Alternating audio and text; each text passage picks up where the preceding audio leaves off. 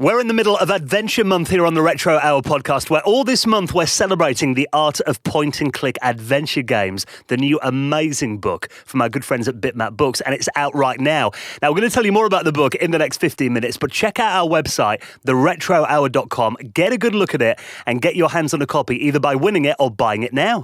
Hello and welcome to the Retro Hour podcast, episode number 143, your weekly dose of retro gaming and technology news with me, Dan Wood. Me, Ravi Abbott. And me, Joe Fox. Welcome back, Handsome Joe. Woo, woo, woo. I know why Joe's back this week. It's because the Christmas quiz is coming up, isn't it, in a couple of months? Yeah. He's got to get his practice in. I've got to keep fresh, I've got to keep the knowledge going.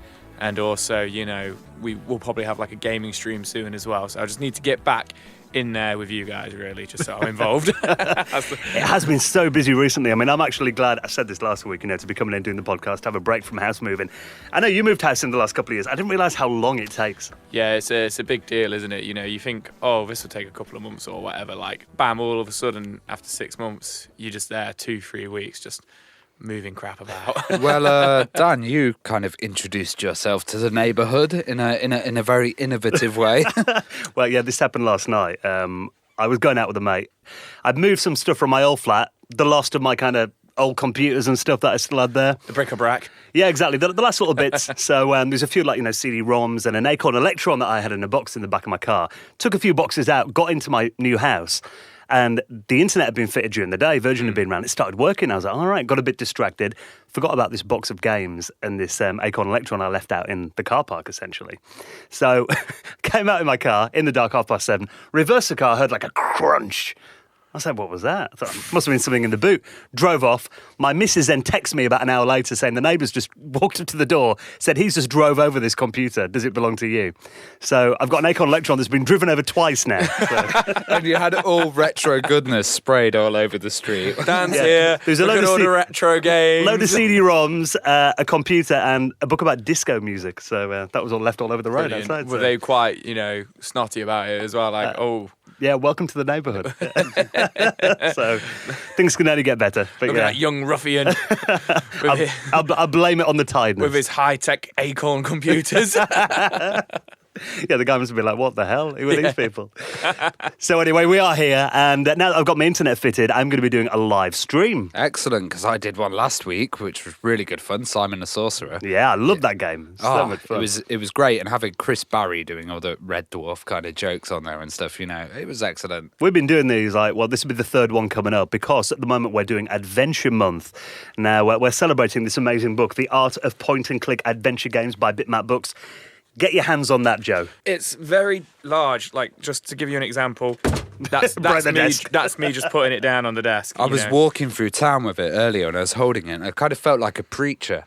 Well, I don't know. I'd be worried that somebody might stop me and go, what are you doing with this weapon? It's very large. Yeah, but you could have stood on the corner of the market square and just read out bits about Leisure Suit Larry. Yeah. Really good. Absolutely. So this book is it's a visual celebration of point-and-click adventure games and covering, the classics we've been talking about over the last few weeks. Stuff like Simon the Sorcerer is in there, Monkey Island, of course, Maniac Mansion, even stuff like Myst in there as well, The Dig, Discworld, Blade Runner. Of course, we had an episode all about that with Lewis Castle last week. So we are bringing you some of the contributors to the book on the podcast and also giving you a chance to win a copy of this book as well. Or if you'd like to help out the podcast, we'd have a little link that you can use to buy your own copy of it. A lot of people have been actually tweeting in and leaving comments on Facebook saying, as soon as I heard it, I've gone out and bought the book and sending us pictures of them with the book. Yeah, that's really awesome. And today's guest is absolutely awesome. We've got Paul Conway and he's featured in the book and he's done a new point-and-click retro-style game, which is called The Darkside Detective, and he's just had a Kickstarter as well, which we're going to talk about. Yeah, and he's actually worked on over 100 games, even going back to stuff like The Sims and Theme Park as well. Really interesting guy. And yeah, what he's going to be talking about, this week, it's kind of going to be like the rebirth of point-and-click adventure games we're going to kind of look at. Stuff like Thimbleweed Park we've had in the last couple of years. Yeah, and some interesting angles about it as well. Are people getting retro fatigue? Yeah, because he's a pixel artist as well as like 3D and that kind of stuff. So the game, The Darkside Detective, number 2 is actually on Kickstarter right now. It's been funded, but the Kickstarter finishes today at the time the show goes out. So you could just get in there if you listen nice and early in the morning. But he's going to be our special guest. Paul Conway will be coming up on the Retro Hour podcast in around 20 minutes from now. Now, this weekend, I think I'm going to play Monkey Island. Oh, yes, Monkey Island's great. I can't decide, though. Do I do the special edition with the talking or the original? I don't know. I like the talking one because basically the talkie guy just did a lot of action and I just sat there and drank tea. Yeah. But the original one, you could get more into it and do a bit more commentary. It's up to you, I guess. You had to do the voices when you did Police Quest, though, didn't you? And all the accents. Yeah, I had to read it and do all the voices, and that was bad. So I'm going to be doing that. It'll be actually the first stream I've done from my new place, so I hope my internet holds up. That'll be on Sunday night at 6 o'clock. We'll be doing that on Facebook, on YouTube, Twitter. Yeah, Periscope on Twitter as well. Yes, I'll make sure all of those are in the show notes at theretrohour.com. And our website is the same place that you need to go if you'd like to buy a copy of the Art of Point and Click Adventure Games book. You'll be really helping out the podcast if you use our link. And also while you're there as well, you can enter our competition to win your own copy of the book. Now, we've been doing a draw every week throughout Adventure Month. And well done this week, Ashley Kingston. You are this week's winner. So a copy of the book will be in the post for you over the next couple of weeks. And we have got a new round of the competition running right now. So if you'd like to win this week's, all you got to do is leave your details at theretrohour.com. You're getting a bit distracted by the book there, Joe. I was massively. I was going through it. I literally it was weird. I opened it straight onto Discworld, and I was like, "Oh, I love Discworld." And then you mentioned Discworld like the instant I opened it, and then I was going through it, and then I was very pleased to see that it's got information about the Walking Dead Telltale game in here, which I've always considered a point-and-click game, and some people say it isn't. So there you go. There we go. I feel quite smug. And it's in the book. And last week I mentioned that there wasn't too old a Discworld games. There was. Glenn Corpus actually corrected me, so cheers for that. All right, we've had on the show before. Yeah, go Glenn. Now, also, if you'd like to support this podcast, another way that you can do that, I mean, there are lots of ways. You could leave us a nice review on your favourite podcast service, give us a little thumbs up, a little 5-star rating, that always helps. Or you could even help us out with the running of the show. Now, we do have a little tip jar on the front page of theretrohour.com for making a little donation in there, any amount. You will find your place in, by far, the most prestigious high score table in the world of retro gaming, the Retro Hour Hall of Fame. Just like this week, Roman Chispat, Scott Fairclough, Joshua Malone, and Timothy Mellard. And you can do the same. All you got to do is nip onto our website to leave a little tip and help us continue into our 3rd year of the Retro Hour podcast very soon. Can't believe that's crazy, isn't it? You'll find it all on the front page of theretrohour.com.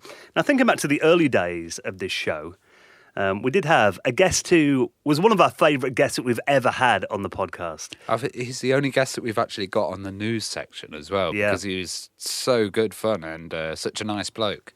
Now, we're talking about Ben Daglish, very famous Commodore 64 and Amiga musician, worked on many platforms, and we invited him on the show because we've both been big fans of his music for many years.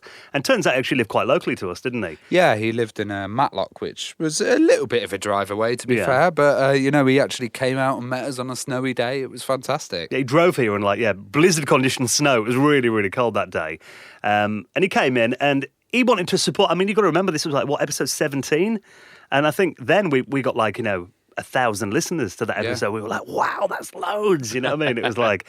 And he really did support this show by, not only giving his time up, but coming in. And like you said, he hung around and actually did the news section with us as well. If you just want to be involved and, show a bit of support to us. So we've always really appreciated Ben for that. But it was very sad to read that last week, actually, Ben passed away. Yeah, we actually found out as we came back from recording the episode. So a lot of people were like, why haven't you mentioned it? And we wanted to do a proper tribute to him because, he's worked on amazing games like Last Ninja and Deflector. And, some of his music's just amazing, and people that have worked with him and the tributes have been great. So Mark Knight, TDK, who we've had on the show before, he played a lot with Ben. So they actually had Mark Knight perform at Revision, which is the big demo party this year, and he's done a tribute to Ben Daglish, and we're going to have that on the show notes. But also, we had Chris Abbott on recently, who ran C64 Audio, and they're doing that big symphony as well. They've actually released a tribute album called Sid Effects 2 that's all free to download, and that's lots of Ben's music, and it's in MP3 and FLAC format as well. You can download that for free. Yeah. So, very sad news. Rest in peace, Ben. What a legend. Just the outpouring of, love for him on Facebook and Twitter and everything I've seen over the last week's been incredible as well. Yeah, it just proves how much of a good guy he was. Absolutely. So if you want to download those and a little tribute to Ben Daglish, and maybe even check out the episode we did with him as well, because he was such a fun guy, I'll put all that in our show notes at theretrohour.com. Now, Blockbuster. There's a brand that we don't see on the high street anymore. Yeah, Blockbuster. They were doing something very interesting. There's a nice article on Hackaday. And have you guys heard of New Leaf Entertainment? Yeah, it does ring a bell.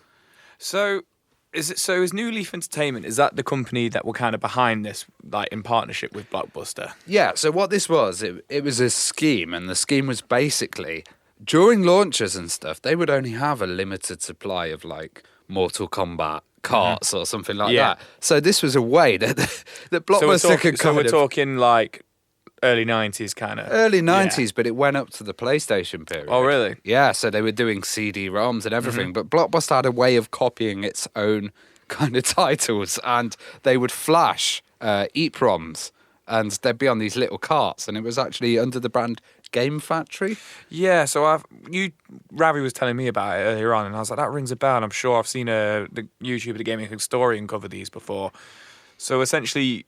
So what were Blockbuster doing? They were copying games and burning them onto cartridges well, it with was their own technology. Yeah, it was a full system. So first they'd have like a centre that you could go and you could look at the display unit and see the game, like 30 seconds of game footage or something like that. Actually see it working. This is legit, guys. It works. and then they'd kind of print the cartridges if they ran out, or you know, they'd also print DVDs off with 4 times speed CD burners.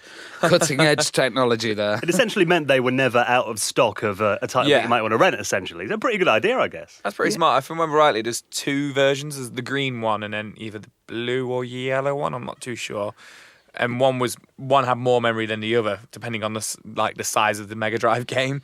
And that's it. And they say, you know, there was a Nintendo equivalent of this as well that ran in Japan. Oh, okay. Yeah, and the problem was when stuff like the Virtual Fighter and the stuff that needed the FX chip, you know, the Super FX chip, they couldn't recreate that. So. No.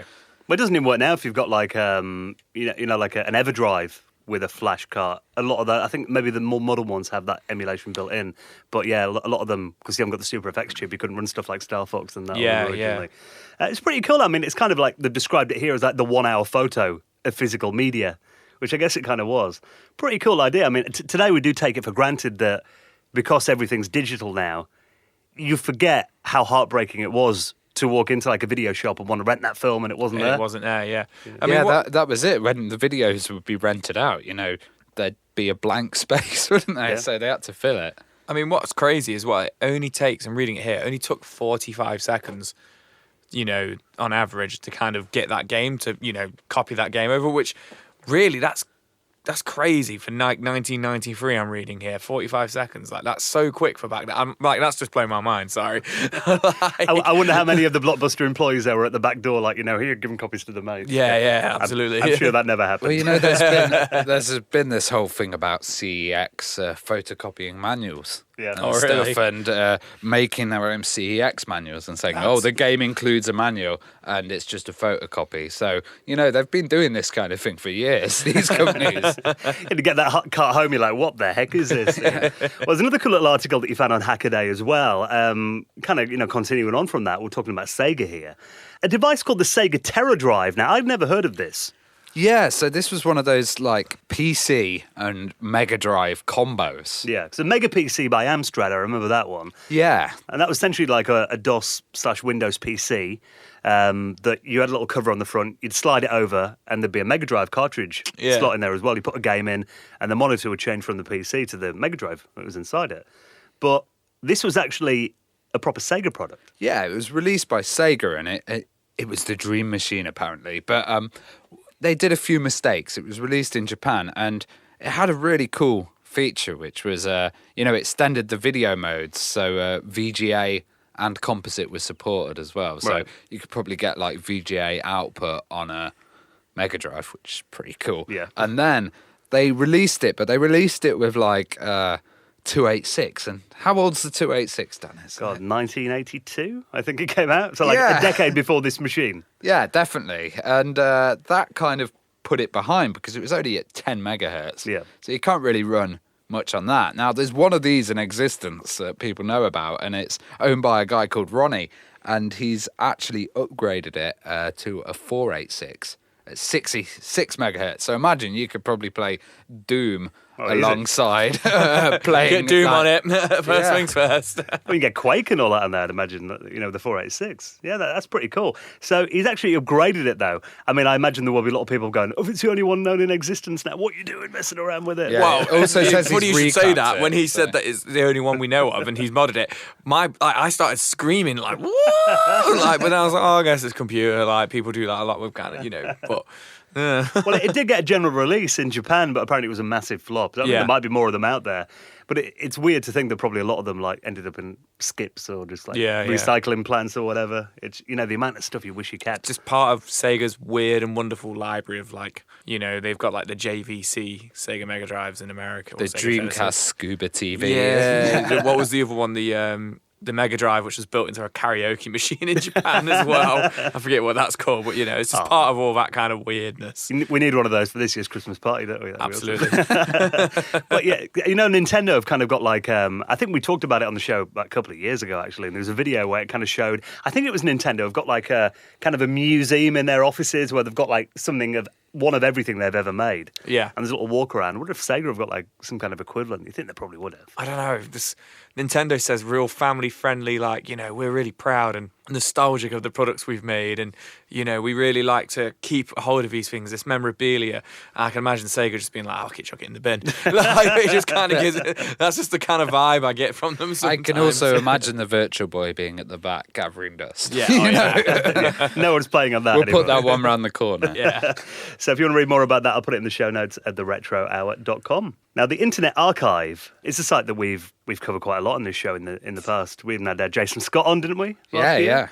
Talking about it. A really good place, especially now, because so many of the websites that hosted ROMs are going. I mean, I was having a chat to my mate at work, and he's quite into retro gaming. And he was saying the other day he wanted to get some Dreamcast games, and he couldn't find the ROMs anywhere, or the ISOs. He's looking all over, and he said, I they've all know been gone. places, but yeah, And there he are dodgy a lot rabbit would. going. Yeah, there's a few last bastions of hope, but I think the internet's changed as well to the point that you can play these games online in a window or in a browser, so there's no need to actually I'm playing Aliens as we speak. no need to actually get the emulator. Now, what they've been doing at Internet Archive is they've been dumping absolutely huge collections of stuff, and they put all the Sega stuff up. They always all the Nintendo. Yeah, didn't last long.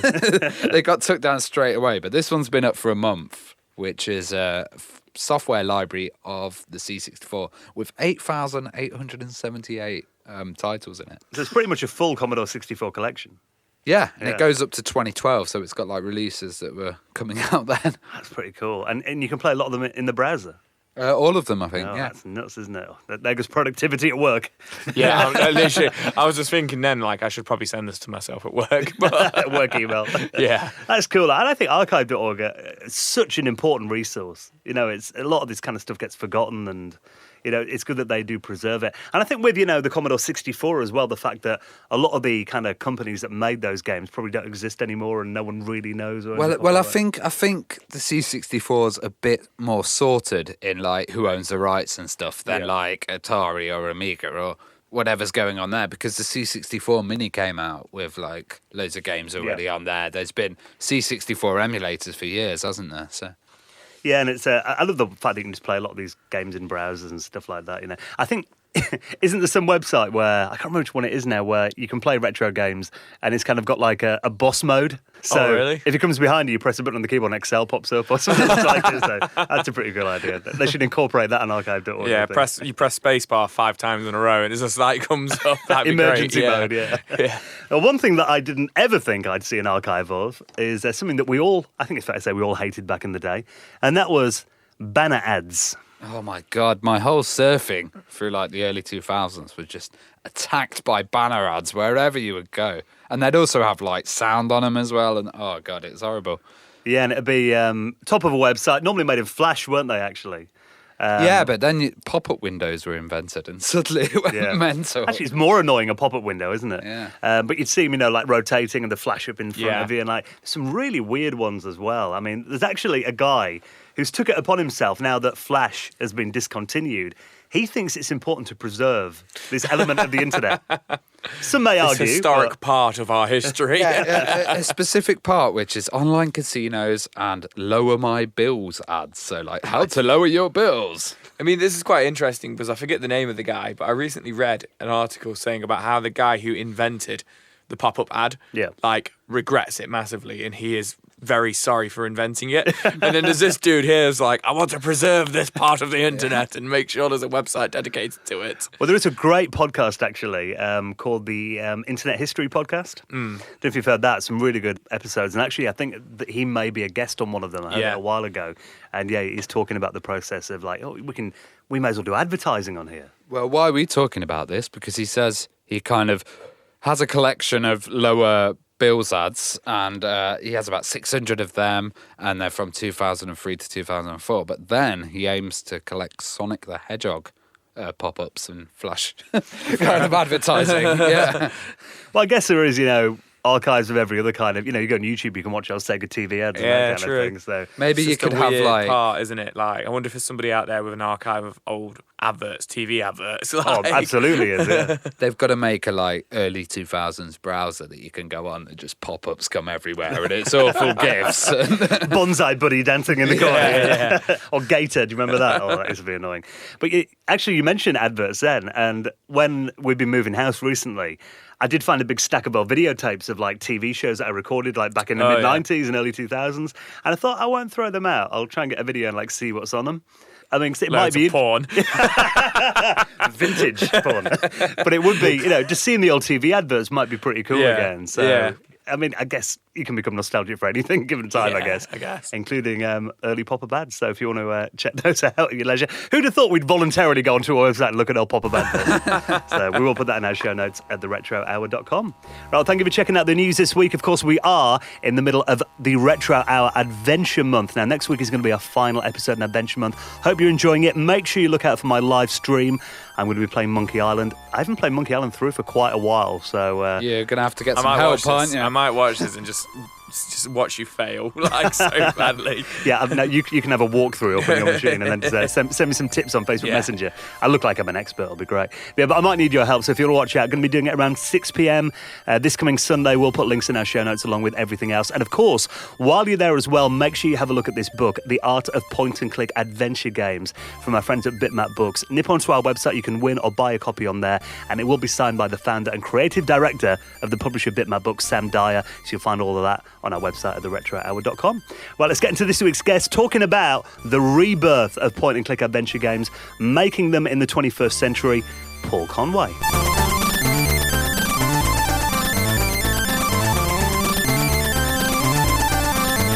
You're listening to the Retro Hour podcast, and it is time to welcome this week's special guest as we continue Adventure Month on the Retro Hour podcast. Welcome to the show, Paul Conway. Hello, and thanks for having me. No problem at all, our pleasure. Now, before we talk about your titles like the Darkside Detective and the new one, Beyond the Dunes, let's get a bit of your background. I mean, do you kind of remember back to your earliest gaming memory? Where did it all begin? My very, very first game was one of those like small like tabletop arcade machines for Defender, like little plastic toys, stick batteries in. You could play like a real bad version of Defender on it. Oh, wow. Yeah, my sister got it for Christmas, not me. So I used to kind of get to look over her shoulders and look at her play it. And occasionally I was allowed on it for just a few minutes. Like back in the 80s, batteries are quite expensive. So, it was golden to actually have any time on it. Were you more of a console or computer kid? I'd say probably more a console kid, but I kind of jump between the two. Like the Commodore 64 was a big computer in our house for a long time, until eventually we got a Super NES and a Game Boy in the house. Were there any titles that stood out for you on the C64?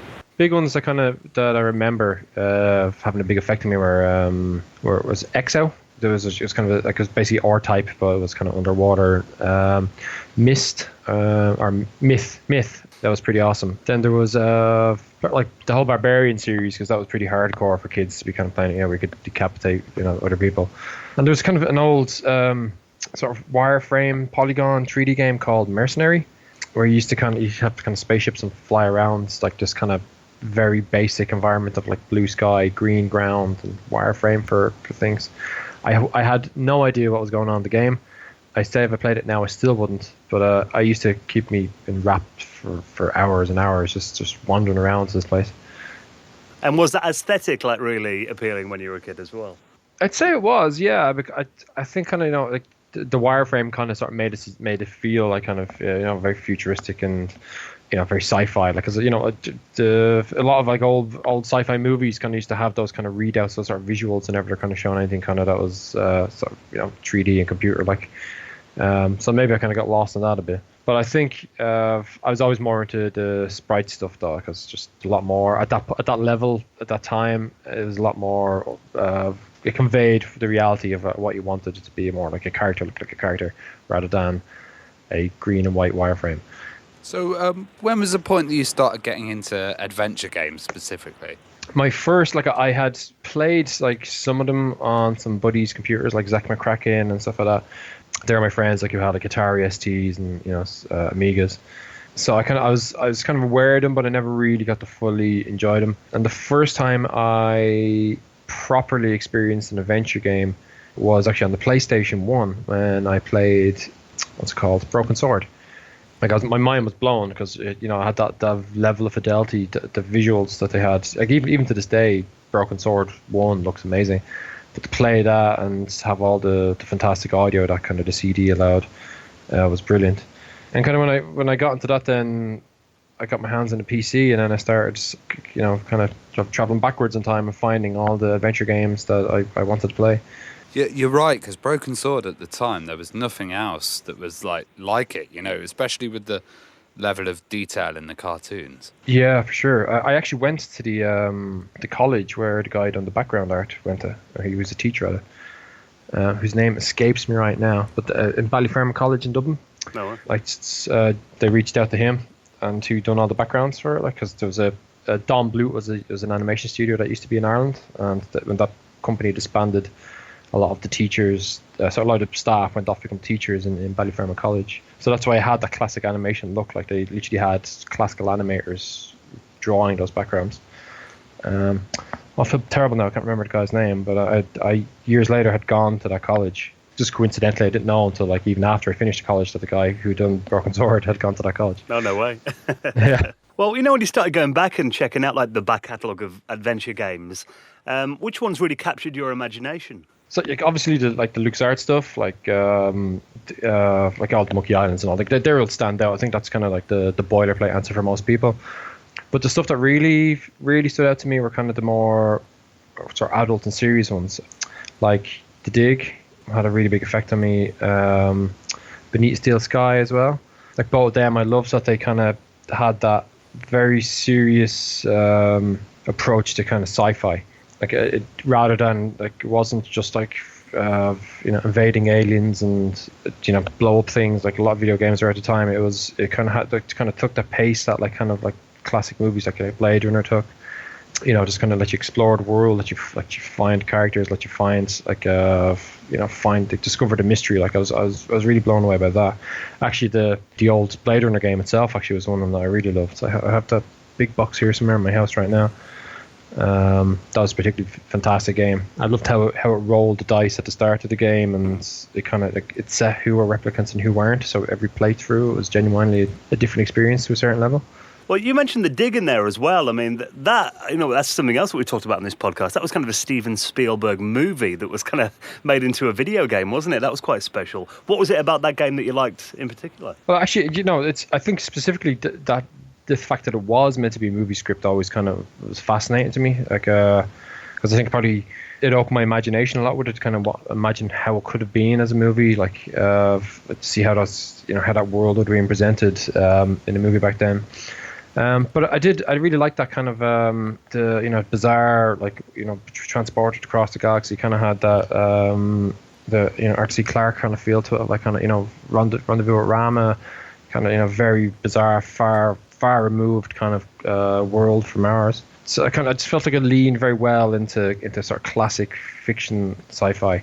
literary sci-fi more so than sort of action sci-fi. I think that's what particularly gripped me. Well, how did you get into the industry, and what was the industry like in Ireland? Because we don't really hear much about the computer games industry in Ireland, but we know there's a lot of good games coming from there. Well, the industry here is very, very small. It's we're decades behind where you guys are in the UK.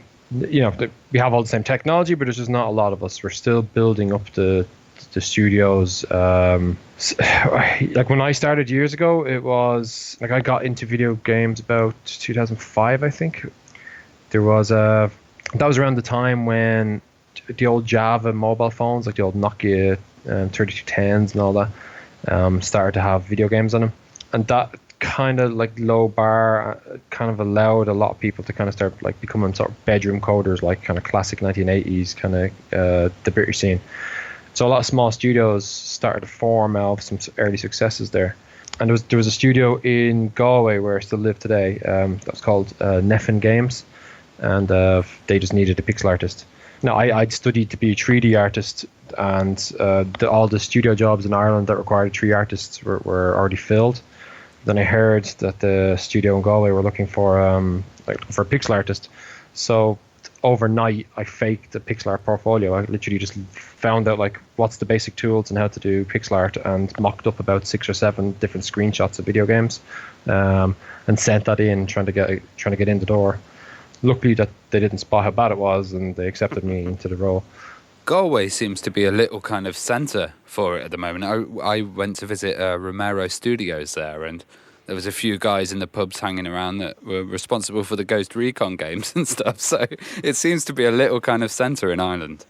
Yeah, so I've been here probably about 14 years in Galway, and just when I first moved here, there was no scene, and the company I moved here to work with, they collapsed after 2 years. So I freelanced for many years, but then we started to kind of build a community up. Started to kind of get people meeting each other in the local pub, of course, and we started to discover that there was a lot of developers around, and nobody was connected. So we kind of done our best to kind of start networking the community together, and out of that, my own company formed from the basis of that. The Romero Games, John and Brenda, I know them both very well. I helped them move here when they were looking to move here.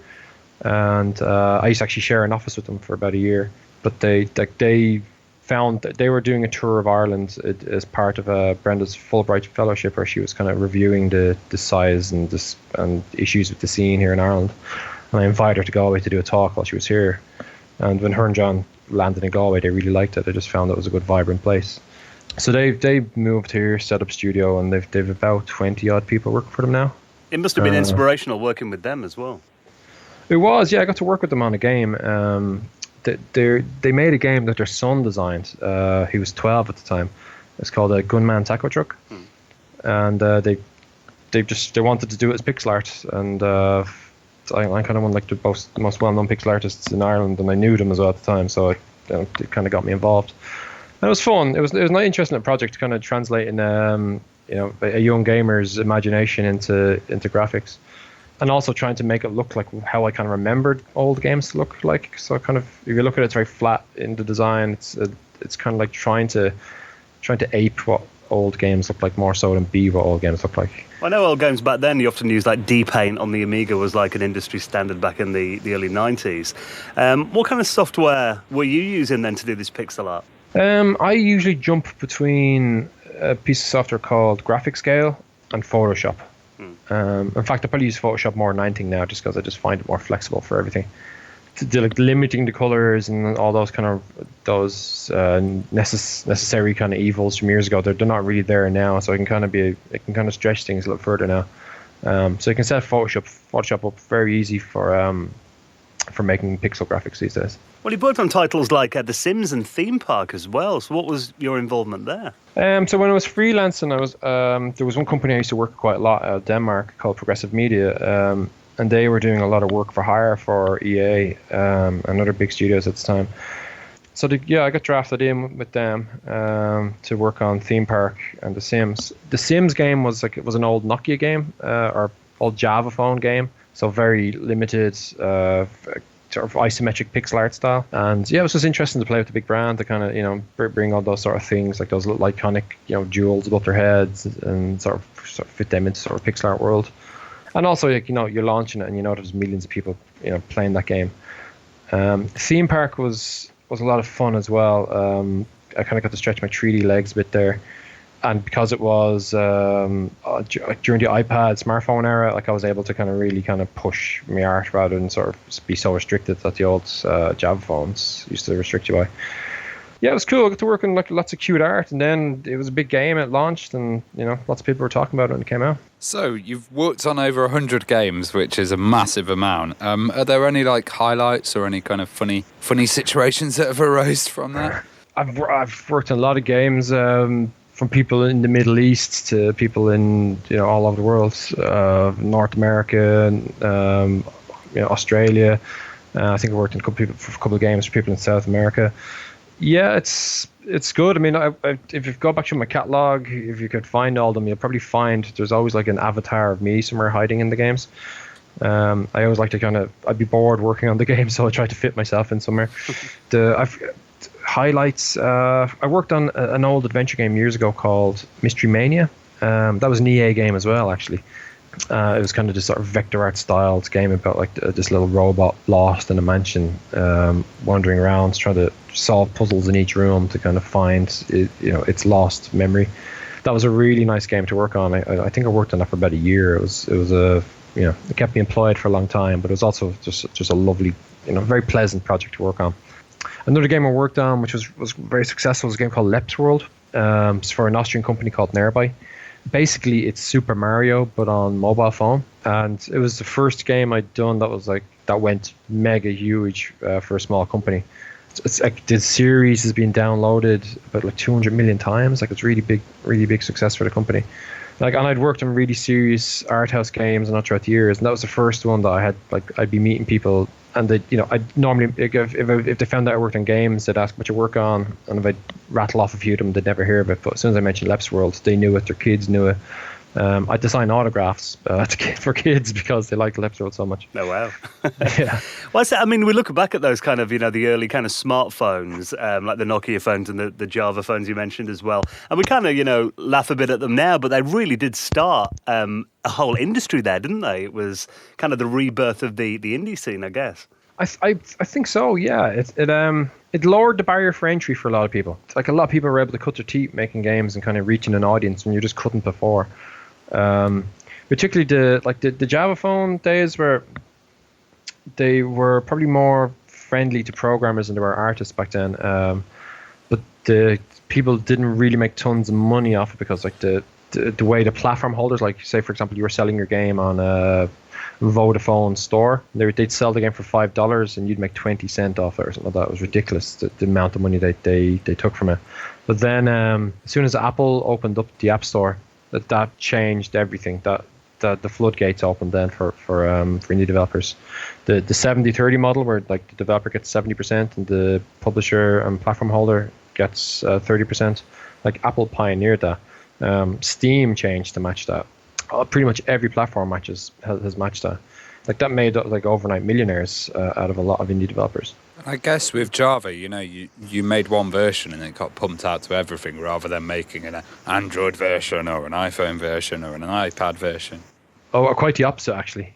Yeah, so every phone back then had a different flavor of running Java. Each one had a different resolution. Each handset just had different things. Like, so if I made an iPhone game now, I got to make it work on 6 models of iPhone and an iPad. You make it work on Android, you got to make it work on a couple of flavors of Android, and there's always going to be bugs across Android because there is so many SKUs of it. But with the Java days, like, sometimes you have to make like 300 separate versions of a game just to work on all the handsets. Wow! So it wasn't scalable at all.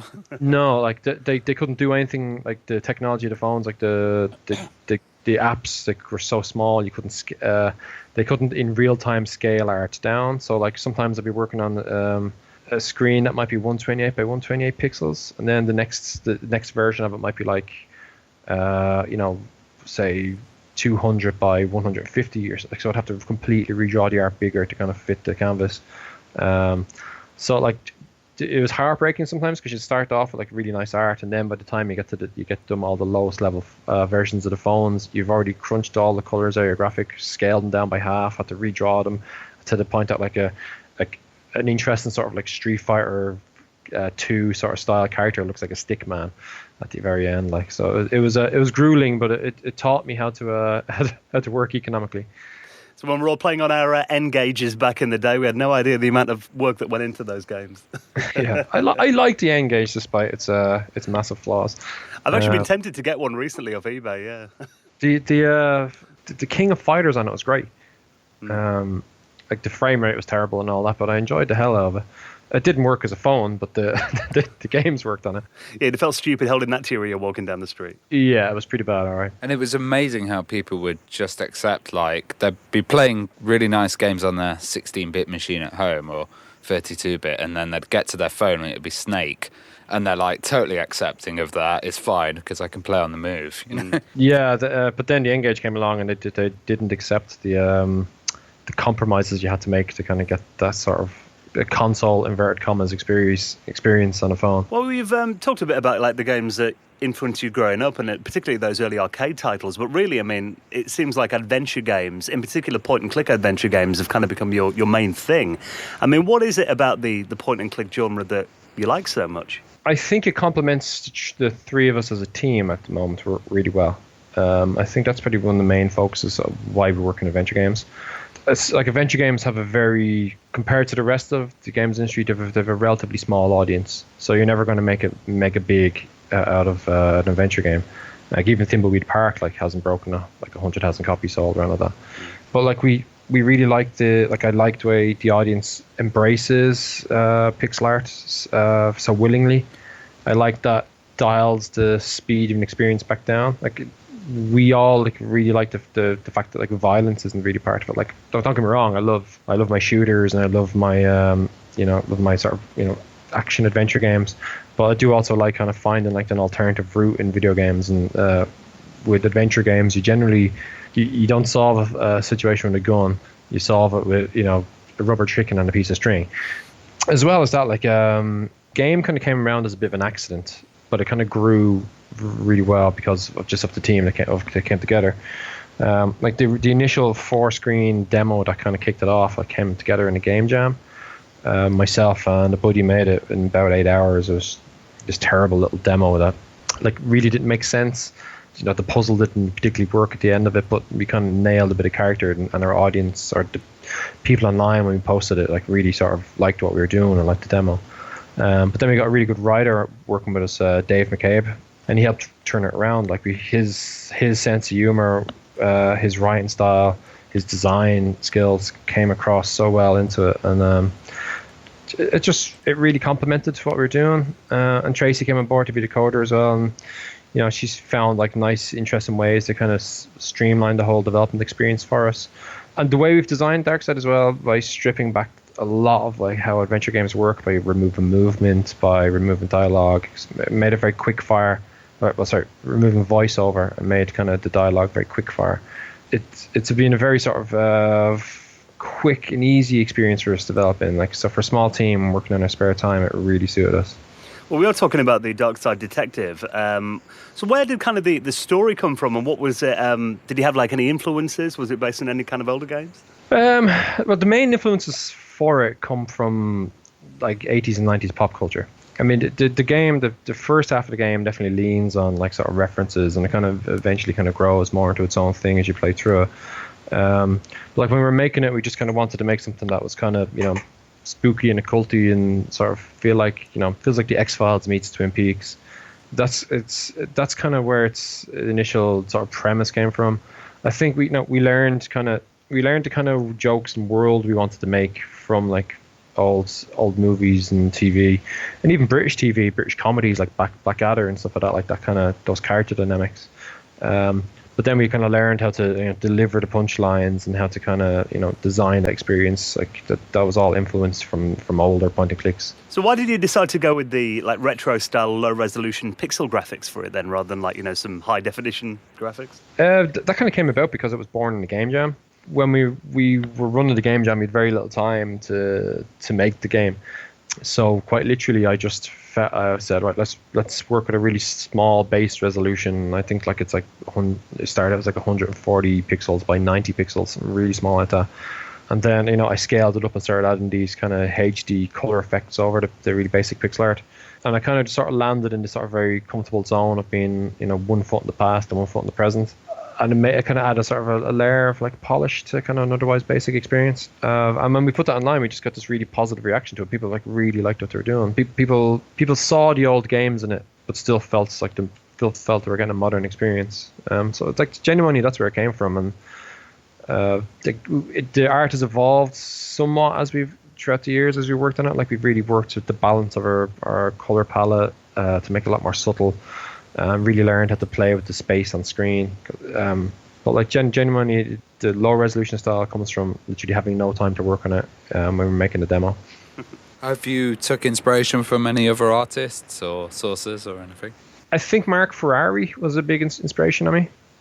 Basically, more so in terms of like some things he teaches or some of his ideas about how art works rather than copying his style or anything like that. So Mark Ferrari, like he was like one of the main artists at LucasArts for a long time. He'd done like Monkey Islands and like a lot of games. But he's like certain practices he took. Like like a very good example is like in one of the talks he gave, he said you always color the sky of a scene first, so you let that color of the sky influence the color of the rest of the scene, and you see that in Darkside, like the color of the main background area or sky will always influence the general overall color of the scene. Would you prefer 2D or 3D graphics? What I do like is I like quick graphics. I like to turn things out quickly. I don't like to get bored with something. So like when you work on 100 games like I've done, it's usually because you're doing quick turnover. Like I've learned how to like shortcuts through my career, how to work fast. Usually I'd like to be able to, whatever asset I'm working on, I like to be able to get it done in an hour or two rather than spend a lot of time on it. 3D graphics can tend to be more laborious because of the multiple stages of it, like in terms of like building it, unwrapping it, texturing it. And that's only on the basic level. There's much more advanced stages on it. So I'd say with that in mind, I'd probably prefer 2D. With 3D, I do like kind of low res styles in 3D because you can get very interesting and very stylized art done very quickly if you just sort of focus on the right things. Was it a bit of a risk kind of doing retro style point and click adventure these days? Yes, it is. I mean, if we made it like right now we started a new adventure game, we'd have to really question if we wanted to go to a retro style. One of the benefits we had with the Darkside Detective style was it was so simple to work with that we could do quick turnout of graphics to kind of keep the game interesting online while we were developing it. So like whenever an event was happening, like Donut Day, or when the Face app was very popular, like we were able to do jokes about that by getting graphics out really quickly. So like the simple style benefited us now, but there's a bit of pixel art backlash these days. A lot of the audience is a little bit jaded with it. So just because you're making the classic art style doesn't necessarily mean you're going to get appreciated for it. Do you think it's been a bit of an overkill? Is that why? Yeah, I think so. Like, I mean, I think we're doing it for the right reasons ourselves. It suits what we're doing, but it shouldn't be your automatic choice to do art as pixel art unless it's really is the right choice for your game. But what kind of challenges did you encounter when making the game?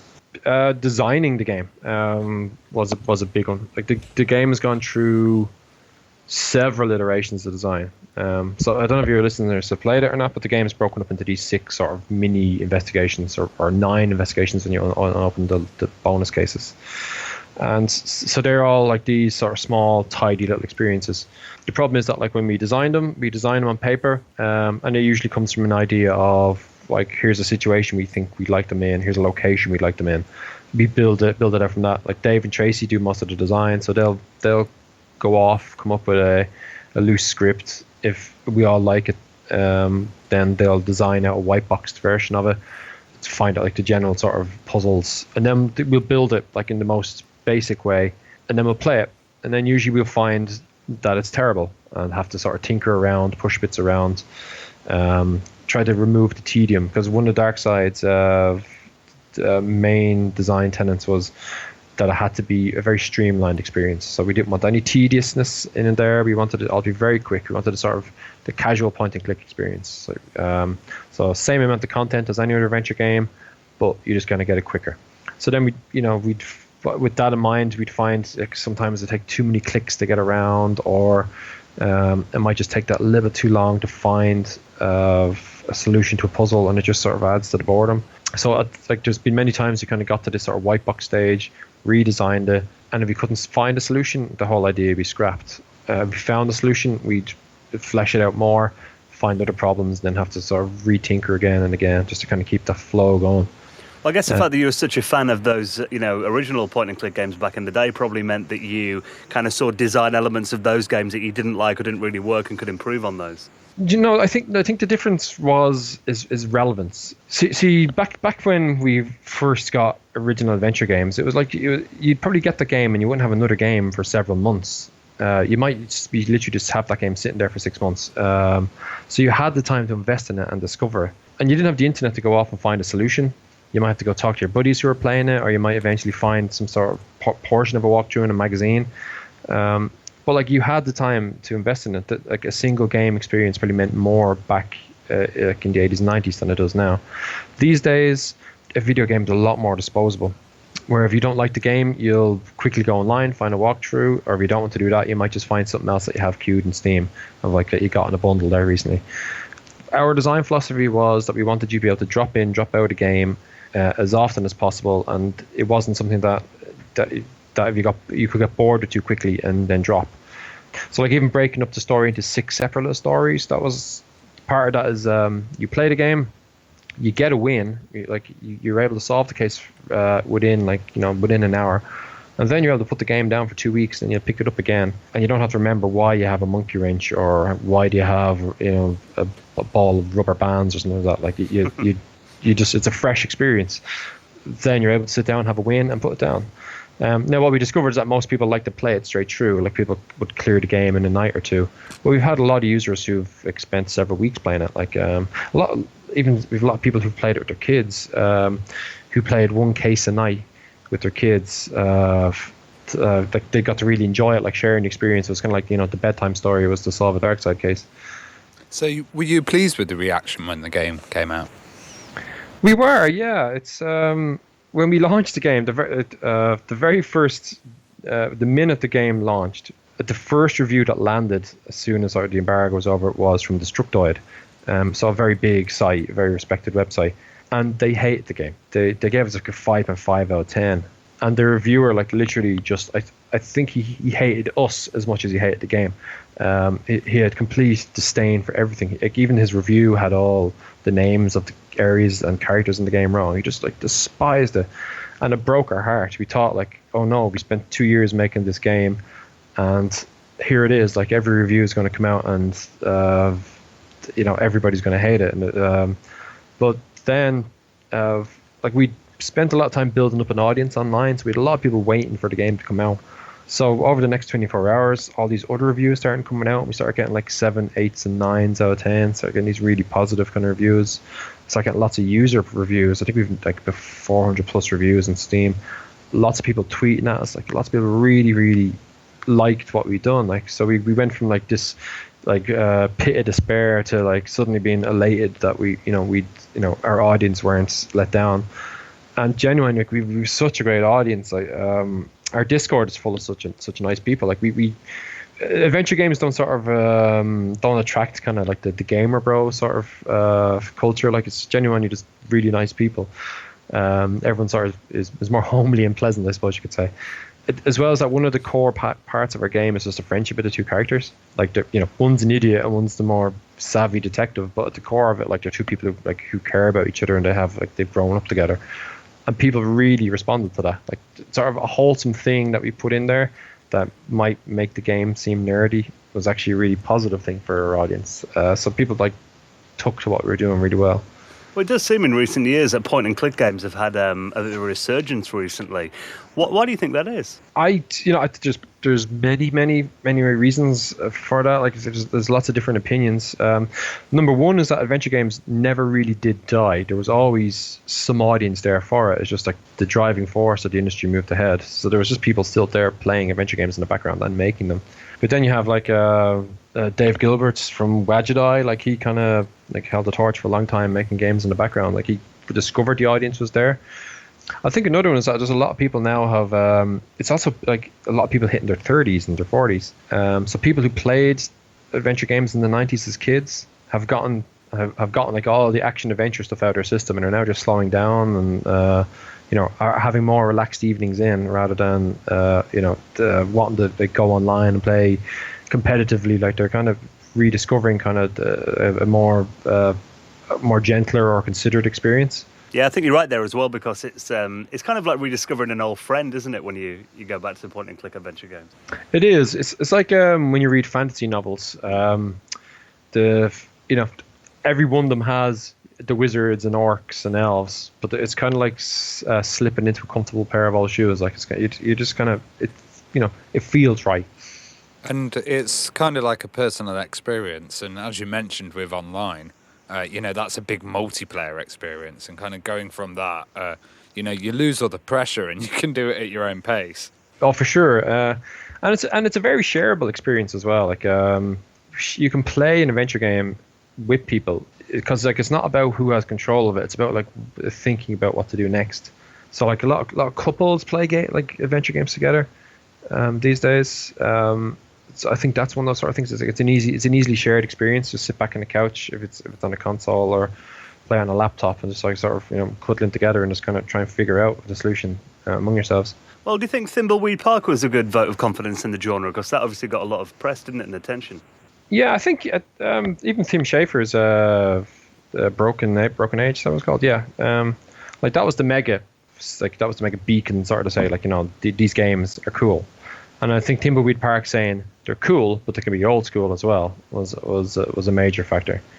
If it wasn't for Thimbleweed Park, I don't know whether we would have had half the success we've had, because we had people rediscovering the genre, but also being able to kind of revisit the more retro aspects of the genre. And that humour that was in there, that was like, classic Ron Gilbert.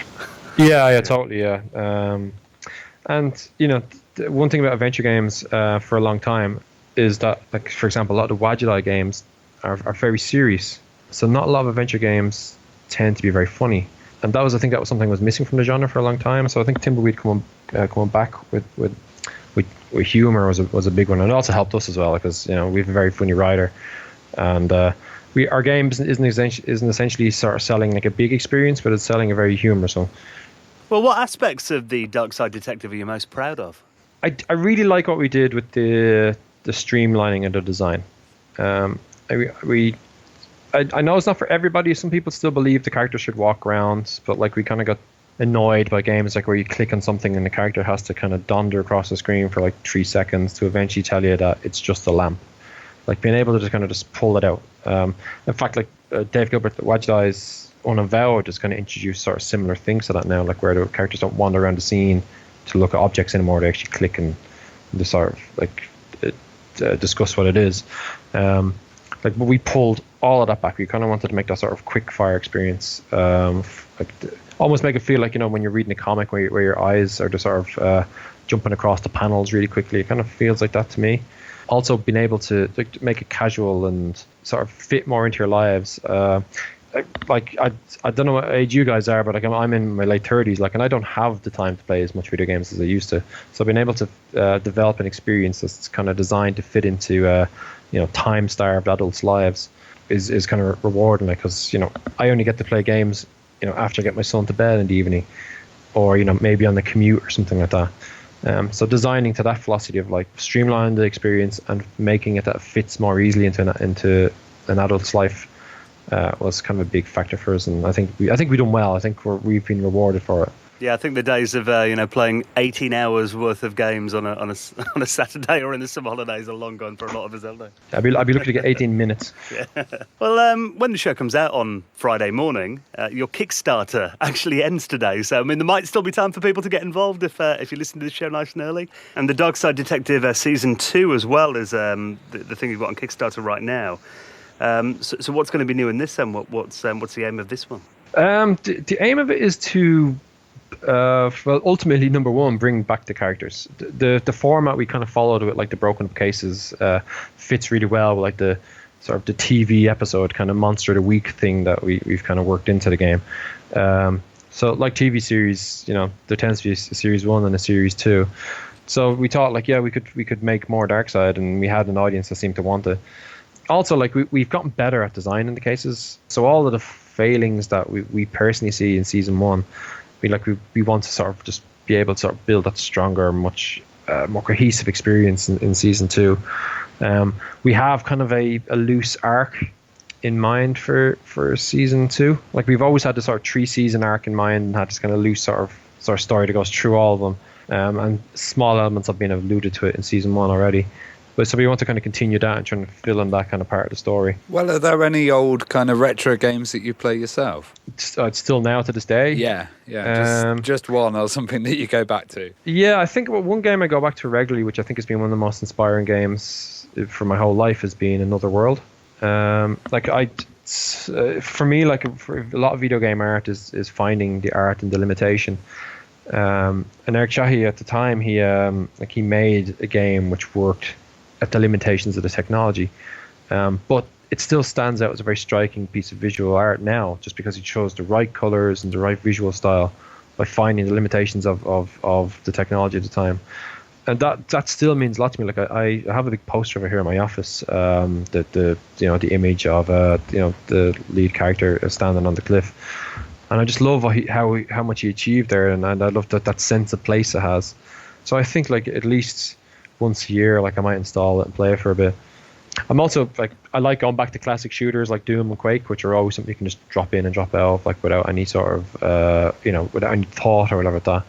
Well, I think games like Another World kind of sit more in my imagination. Yeah, Another World's like on everything as well, isn't it? I got it on the Nintendo Switch a couple of weeks ago, and I went to visit my family, and my brother and I were sitting up till about 3 a.m, just trying to do that bit, where you need to burst the water, then jump over those little bits. Must have retried it about 50 times until we eventually cracked it. It's cruel. Like that's it. Even that's one of those things. Like even with Darkside Detective, like we have designed the game to work for a modern audience, because like games back then were grueling. Like when you were a child playing it, it was possible to like spend 20 hours getting past the water part. Yeah. And it was the only game you had. So like, what else were you gonna do? But these days, like, it's just, you'd be like, oh, screw that, I'm going to load up another game. But, I've played the game so much, I think I just have to have those sort of things down as nearly reflex memory at this point. But yeah, the old games were not kind. Well, Paul, if people want to read more about your experiences, you are actually a contributor to the Art of Point-and-Click Adventure Games book. Yeah, it was really nice. Like Sam Dyer, who runs Bitmap Books, he's a really nice guy, and I hadn't met him before or spoken to him before the book was in development, but just kind of one of those sort of timely things where like we launched Darkside and kind of became like a relatively well-known adventure game was about the time when he was starting to work on the book. So he reached out to us and asked if we wouldn't mind having the game featured in the section about modern adventure games. So it was really nice kind of doing up an interview. He had some interesting questions about the artistic process and just adventure games in general. And it's a pleasure to see in the book, just seeing your art in the book. And I was asked myself personally to do the artwork for the special edition cover, the collector's edition cover. Oh, nice. Which was really nice. Yeah, like he had a plan of what he wanted, and but like it's really charming being able to kind of turn pixel art into printed graphics. Well, if people want to check out the book, they can either win or buy a copy on our website, theretrohour.com. Paul, good luck with Darkside Detective Series 2. Thank you very much. And if people want to get your games and find out more, do you have a website or anything they can go to? Best place to go right now is the Darkside Detective, darksidedetective.com. Or else you can find us on Twitter at ds_detective, or just Darkside Detective on Facebook. Excellent. Well, thank you for coming on this week, Paul. It's been great talking to you.